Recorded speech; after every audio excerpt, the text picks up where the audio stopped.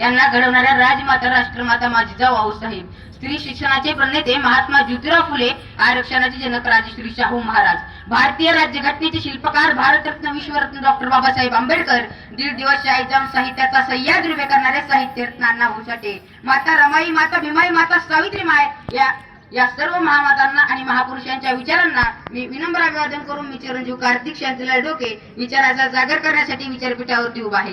तसेच शेतात राबणाऱ्या माझे शेतकरी मायबापांना आणि डोळ्यात तेल घालून छातीचा कोट करत सीमेवरती खडा पहारा देणाऱ्या वीर जवानांना माझी मानून द्या. हे आदर्श का उभे करायचे आहे आमच्या नव्या पुढे कारण यांच्यातून एखादा भगतसिंग हवा, यांच्यातून एखादा राजगुरू, एखादा बाबू धेनू हवाय, ही सगळ्यात मोठी अपेक्षा.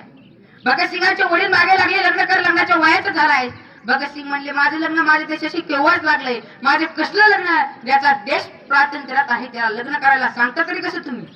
माझ्या देशातला पायातली बेडी आधी मला मोकळी करू द्या, मग माझ्या हातात बेडी घाला. काय विचार आहे सुदैवाचे? विचारलं मारण्यापूर्वी अंतिम इच्छा काय? इंग्रजांनी भारत सोडून जावा, दुसरा ध्येयच नाही. फासावर जायच्या शेवटच्या दिवशी सुद्धा भगतसिंग व्यायाम करत होते. काही तासात फासावर जायचे, भगतसिंग व्यायाम करतात. जेलरने छत्रपणे विचारलं आता या व्यायामाचा काय फायदा? भगतसिंगांनी उत्तर दिलं हाच व्यायाम मला तुमच्या विरोधात लढायची शक्ती देतोय.